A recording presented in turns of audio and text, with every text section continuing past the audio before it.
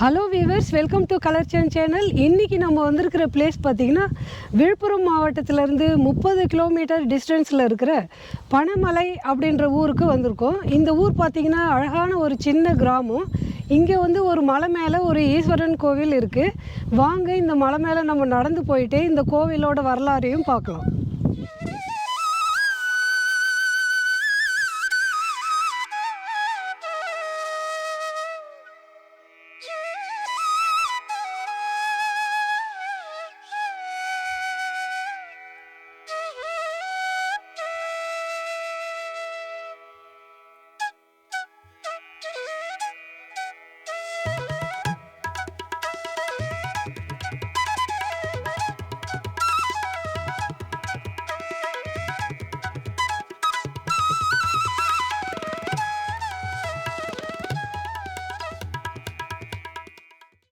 இந்த கோவில் ஏறுற வழியில் பார்த்திங்கன்னா என்ட்ரன்ஸ்லேயே வந்து இங்கே வந்து ஒரு சைடு வந்து அம்மன் கோவில் இருக்குது, இந்த சைடு வந்து விநாயகர் கோவில் இருக்குது. அதே மாதிரி மேலே ஏறி போகிற வழி பார்த்திங்கன்னா இந்த சைடும் ஒரு பாதை இருக்குது, இந்த பக்கம் மெயின் பாதையும் இருக்குது. ரெண்டுமே நல்லா தான் இருக்குது. நாங்கள் மெயின் பாதையிலே ஏறலான்னு இருக்கோம். வாங்க பார்க்கலாம்.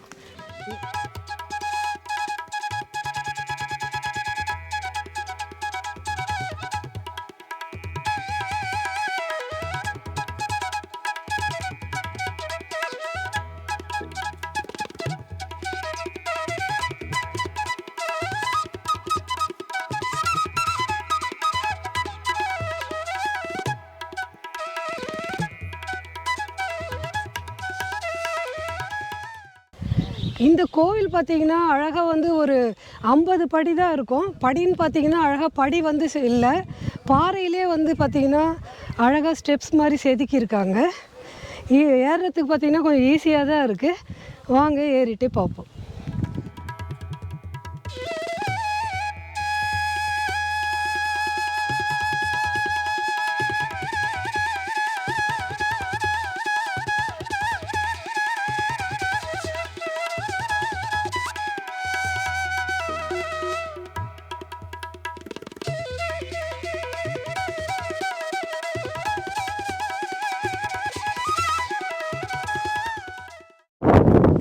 இந்த மலை பார்த்திங்கன்னா ரொம்ப அழகாக இருக்குது, இயற்கை எழிலோடு இருக்குது.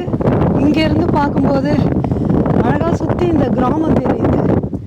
பச்சை பசேல்னு பார்த்திங்கன்னா பில்வெளியில் அழகாக பயிர் வச்சுருக்காங்க. ஆக்சுவலாக ரொம்ப அழகாக தெரியுது. இந்த ஊர் மலை சுற்றி பார்க்கும்போது ரொம்ப அழகாக இருக்குது. ஆக்சுவலாக நாங்கள் வந்து பார்த்திங்கன்னா மதிய டைமில் தான் வந்துருக்கோம். இதுக்கே பார்த்திங்கன்னா அந்தளவுக்கு வெயில் தெரியல, நல்லா சில்லுன்னே இருக்குது. வாங்க பார்ப்போம். இங்கே பாறையில் பார்த்திங்கன்னா அழகாக வந்து விநாயகர் சிலை வந்து செதுக்கி வச்சுருக்காங்க. ரொம்ப அழகாக இருக்குது. சுற்றி பார்த்திங்கன்னா இந்த பாறையெல்லாம் பார்க்குறதுக்கு ரொம்ப நேச்சராக அழகாக இருக்குது.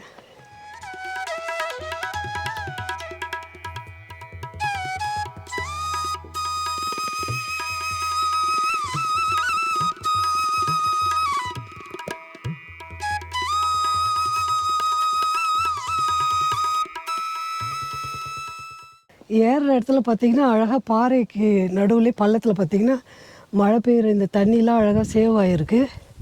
இங்கே இருக்கிற குரங்குங்களாம் பார்த்திங்கன்னா அழகாக தண்ணி குடிக்கிறதுக்கு வசதியாக இருக்கிற மாதிரி நேச்சரே உருவாக்கியிருக்கு.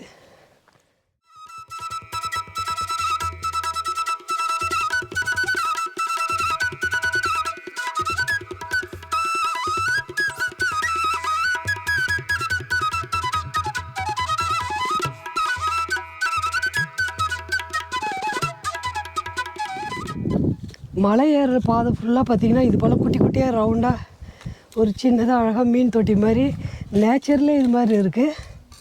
பார்க்குறதுக்கு ரொம்ப அழகாக இருக்குது.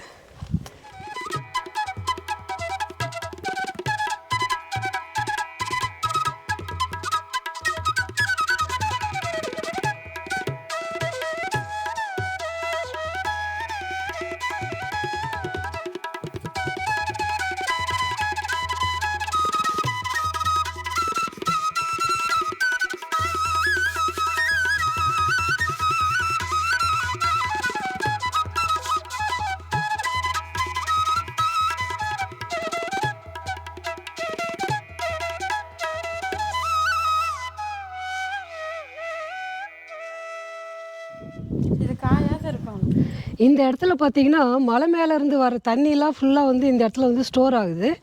ஆக்சுவலாக இந்த இடம் பார்த்திங்கன்னா ஒரு கிணறு மாதிரி இருக்குது. தண்ணி நிறையவே இருக்குது, மேலே வரைக்குமே இருக்குது. ஃபுல்லாகி அழகாக இங்கே பார்த்திங்கன்னா பைப் லைன் போட்டு இங்கே சும்மா செடிங்களுக்கு ஏதாவது யூசேஜுக்கு வச்சுக்கிறாங்க. அந்தளவுக்கு தண்ணி வந்து நிறையவே இருக்குது. பார்க்குறதுக்கு ரொம்ப அழகாக இருக்குது.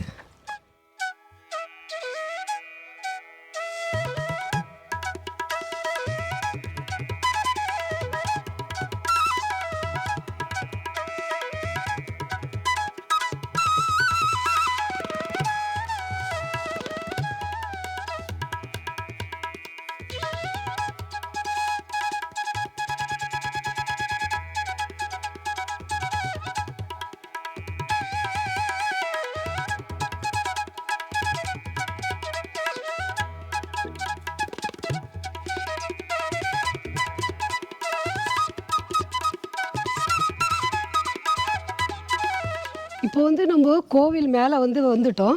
இந்த கோவில் பார்த்திங்கன்னா பல்லவ மன்னர் காலத்தில் வந்து கட்டப்பட்ட கோவில் சொல்கிறாங்க. 1300 வருடம் பழமையான கோவில். அதாவது கிபி 8ஆம் நூற்றாண்டு இந்த கோவில் அப்படின்னு சொல்கிறாங்க. ரொம்ப அழகான கோவில். ராஜசிம்மன் அப்படின்ற ஒரு பல்லவ மன்னரால் வந்து இந்த கோவில் வந்து கட்டப்பட்டு இருக்குது.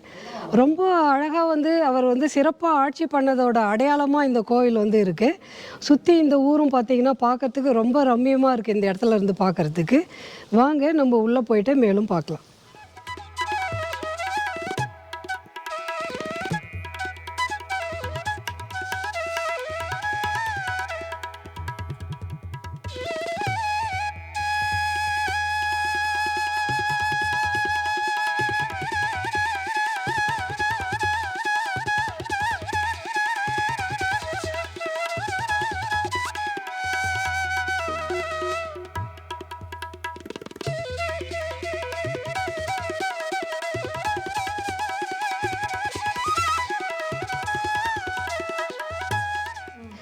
நம்ம கோயில் என்ட்ரன்ஸ் உள்ளே நுழைஞ்சோடனே பார்த்திங்கன்னா அழகாக கல் தூண்லாம் இருக்குது. இதில் பார்த்திங்கன்னா அழகான சிற்பங்கள்லாம் செதுக்கியிருக்காங்க. விநாயகர் சிலை இருக்குது. அது மட்டும் இல்லாமல் பார்த்திங்கன்னா எல்லா இடத்துலையும் பார்த்திங்கன்னா அழகாக இந்த சிங்கமுகம் வந்து எல்லா இடத்துலையும் வந்து இந்த தூணில் வந்து செதுக்கியிருக்காங்க. அவர்களோட கொடியில், பல்லவர் கொடியில் இருக்கிற இந்த சிம்பலை வந்து பிரதிபலிக்கிற மாதிரி எல்லா இடத்துலையும் இந்த சிங்கமோட அழகான அந்த சிம்பல் வந்து வச்சுருக்காங்க. அது மட்டும் இல்லாமல் இங்கே பார்த்திங்கன்னா என்ட்ரன்ஸ்லேயே இங்கே ஒரு சின்ன ஒரு மண்டபமாக கட்டி உள்ளே வந்து சிவலிங்கம்லாம் வந்து பிரதிஷ்டை பண்ணி வச்சுருக்காங்க. இங்கேயும் பார்த்திங்கன்னா அவங்களோட சிம்பலை குறிக்கிற மாதிரி இந்த சிங்க முகம் வந்து பார்த்திங்கன்னா எல்லா இடத்துலையுமே இருக்குது. ஒரு மண்டபத்துலேயும் பார்த்திங்கன்னா right and left side corner எல்லா சைடும் சுற்றி வர எல்லா இடத்துலையுமே பிரதிபலிக்கிற மாதிரி இருக்குது. இது உள்ளே போனீங்கன்னா இங்கே வந்து அழகாக வந்து ஒரு சிவன் சன்னதி இருக்குது.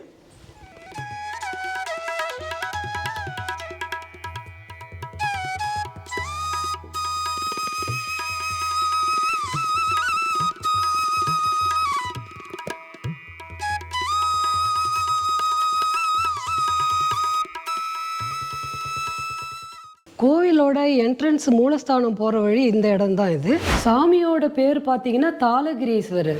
பனைமலை அப்படின்ற இந்த ஊருக்கு ஏற்ற மாதிரி பார்த்தீங்கன்னா இந்த ஊர் ஃபுல்லுமே பனைமரம் நிறைய சூழ்ந்து இருந்ததாகவும், இந்த பனைமரம் நிறைய இருந்ததுனால தலம் அப்படின்றத வந்து பேஸாக வச்சு இந்த ஈஸ்வரனுக்கு பேர் வந்ததாக சொல்கிறாங்க. மூலஸ்தானத்தில் வந்து பார்த்திங்கன்னா நமக்கு வந்து ஃபோட்டோ எடுக்கிறதுக்கு வந்து அனுமதி இல்லை. அது மட்டும் இல்லாமல் வெள்ளிக்கிழமையும் சண்டே மட்டும்தான் வந்து திறந்துருக்குன்னு சொல்கிறாங்க. நிறைய டைம் பார்த்திங்கன்னா மூலஸ்தானத்தை மூடியும் வச்சுருக்காங்க.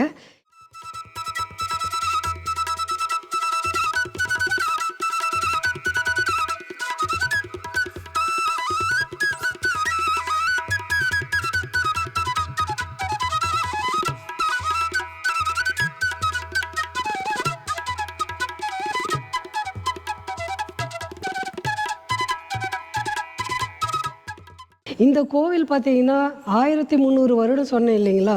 இது வந்து காஞ்சிபுரத்தில் இருக்கிற கைலாசநாதர் கோவில் வந்து கட்டப்பட்ட அந்த வருடம் தான் இந்த கோவிலும். ஏறக்குறைய அந்த கோவில் மாடல்லே இதை வந்து கட்டியிருக்காங்க. பார்க்குறதுக்கு வந்து நம்ம கைலாசநாதர் கோபுரம் இது பார்க்குற மாதிரி ஒரு இது இருக்குது. அதே அமைப்பிலே கட்டியிருக்காங்க. வாங்க நம்ம சுற்றி பார்த்துட்டு வரோம்.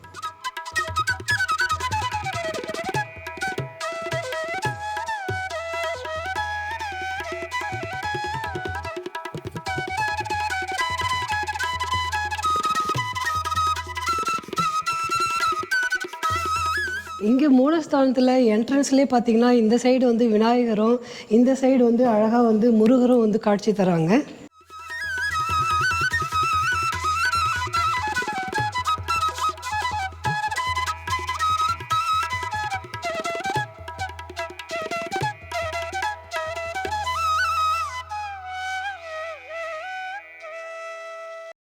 இந்த கோவில் சுற்றியுமே பார்த்தீங்கன்னா அழகாக சின்ன சின்னதாக வந்து ஈஸ்வரன் சன்னதி நந்தியும் இருக்கிற மாதிரி சுற்றுப்பிரகாரம் பக்கத்தில் பார்த்தீங்கன்னா ஒரு 2-3 இடத்துல சுற்றி இருக்குது. நான் ஒன்று ஒன்றா உங்களுக்கு காமிச்சிட்டு வரேன். இந்த கோவிலோட அமைப்பு பார்த்தீங்கன்னா கல்லடை கோவில் சொல்லுவாங்க. அதாவது கல்லை வந்து ஒன்று மேலே ஒன்று அழகாக அடுக்கி, அதாவது பாறையே செதுக்கியிருக்காங்க. பாறையை செதுக்கி கல் மேலே ஒரு கல்லை அழகாக ஸ்டெப் ஸ்டெப்பாக அழகாக அடுக்கி வந்து இந்த கோவில் வந்து அழகாக கட்டியிருக்காங்க. இதில் வந்து அந்த சிம்மன் வந்து அழகாக காமிக்கிறாங்க பாருங்கள். சிங்கா ஃபேஸ் வந்து பார்த்திங்கன்னா அதில் வந்து கல்லில் கட்டி மேலே வந்து அதுக்கு மேலே வந்து அழகாக வந்து கல்லுலே வச்சுருக்காங்க. எல்லாமே அந்த கோபுரம்லாம் பார்க்குறதுக்கு ரொம்ப அழகாக இருக்குது. வாங்க நம்ம சுற்றி பார்ப்போம். இந்த கோவில் சுற்றியுமே பார்த்தீங்கன்னா அழகாக இங்கே நிறைய கல்வெட்டுலாம் செதுக்கியிருக்காங்க. இதில் பார்த்தீங்கன்னா ராஜசிம்மனை பற்றின வரலாறு வந்து இருக்குது. அவர் வந்து ரொம்பவும் நேர்மையாக ஆட்சி செய்ததாகவும், அடுத்தது பார்த்திங்கன்னா சோழர்கள் பற்றின கல்வெட்டும் இருக்குது. அவங்க எப்படி நேர்மையாக ஆட்சி செய்தாங்க, சிறப்பாக செய்தாங்க அப்படின்ற கல்வெட்டு பார்த்திங்கன்னா கோவில் சுற்றியுமே அழகாக இருக்குது. பார்த்துட்டே வரலாம்.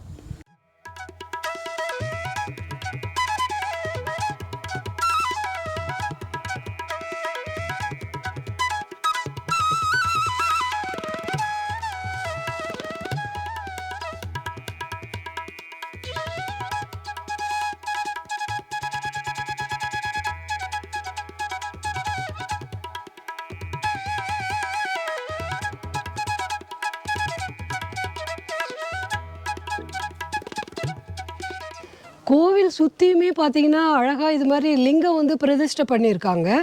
இப்போ பார்க்குற இந்த லிங்கம் வந்து அழகாக சுற்று பிரகாரத்தில் இருக்கிறதுல கொஞ்சம் பெருசாகவே இருக்குது. மூலஸ்தானத்தில் பார்த்தீங்கன்னா இந்த லிங்கத்தோட இன்னும் 2 மடங்கு பெருசாக இருக்குன்னு சொல்கிறாங்க. அழகாக இருக்குது பாருங்கள்.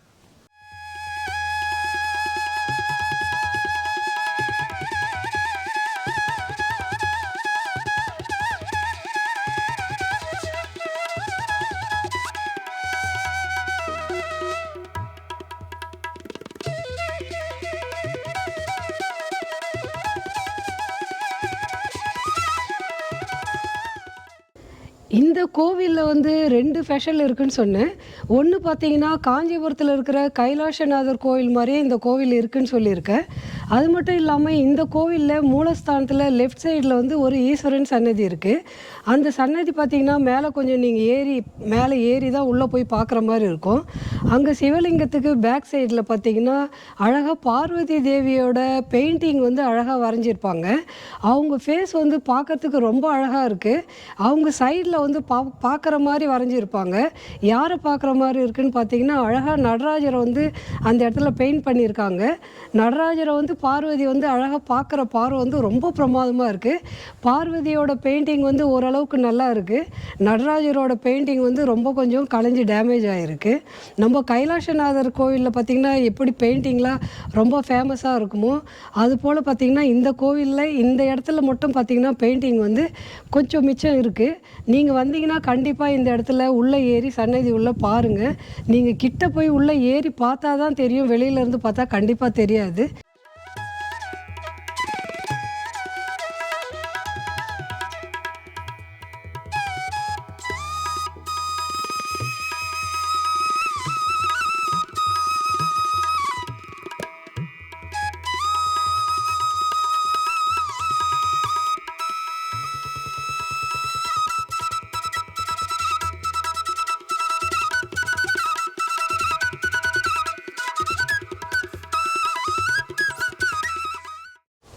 இது பார்த்திங்கன்னா கருவறையிலேருந்து அபிஷேகம் பண்ணுற நீர் வந்து வெளியில் வரத்துக்கான இடம் இது. இதுவும் பார்த்திங்கன்னா அழகாக வந்து கல்லுலே வந்து அழகாக செதுக்கி அழகாக வச்சுருக்காங்க. இங்கே சிங்கத்தோட உருவம் பார்த்துங்க எல்லா இடத்துலையுமே அழகாக கோவில் சுற்றியுமே அழகாக வச்சுருக்காங்க. லைட்டாக வந்து சிதிலம் அடைஞ்சிருக்கு.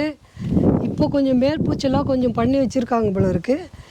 இருந்தாலும் வந்து ரொம்ப நல்லாவே இருக்குது கோவில். இன்னும் மெயின்டைன் பண்ணால் இன்னும் அழகாக இருக்கும்.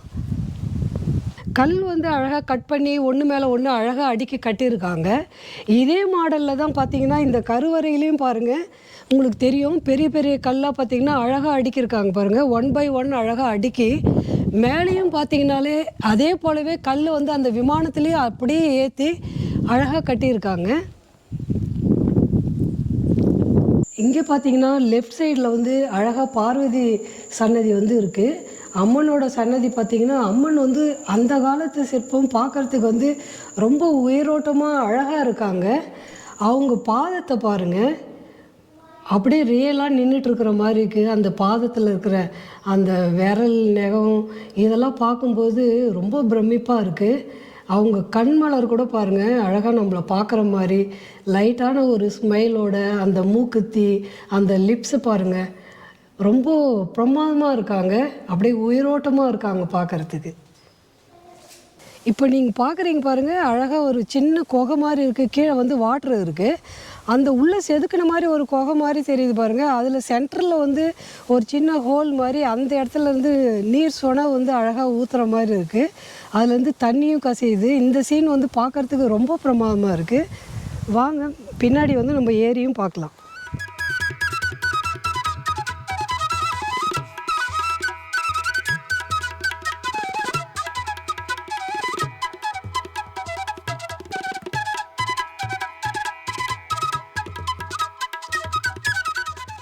இப்போ பார்த்தீங்கன்னா நம்ம கோவில் வந்து பேக் சைடு வந்துட்டோம். பேக் சைடில் பார்த்தீங்கன்னா லெஃப்ட் சைடில் வந்து அழகாக ஏரி இருக்குது. இந்த ஏரி வந்து பிரமாதமாக இருக்குது பார்க்குறதுக்கு. இப்போ இங்கே பார்த்தீங்கன்னா மேலே பாறை மேலேயும் வந்து தண்ணிலாம் நிற்கிது, ரொம்ப அழகாக இருக்குது.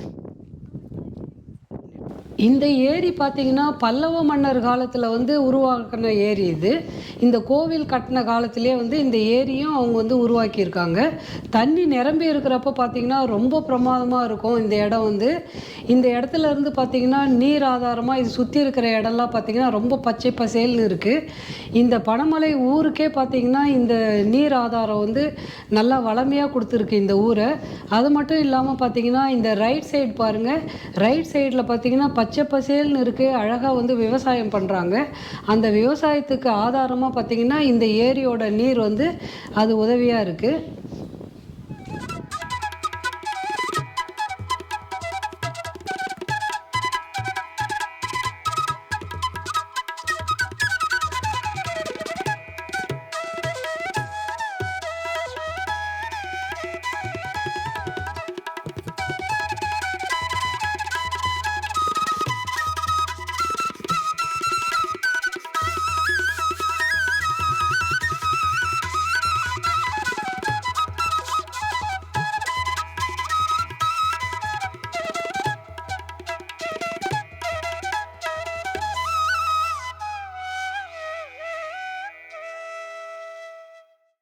இந்த கோவில் பார்த்திங்கன்னா தொல்லியல் துறை கீழே வருது.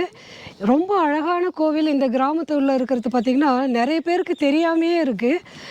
இது ஆக்சுவலாக பார்த்திங்கன்னா நிறைய தெரிய வேண்டிய கோவில், நிறைய டூரிஸ்ட்லாம் வர வேண்டிய கோவில்.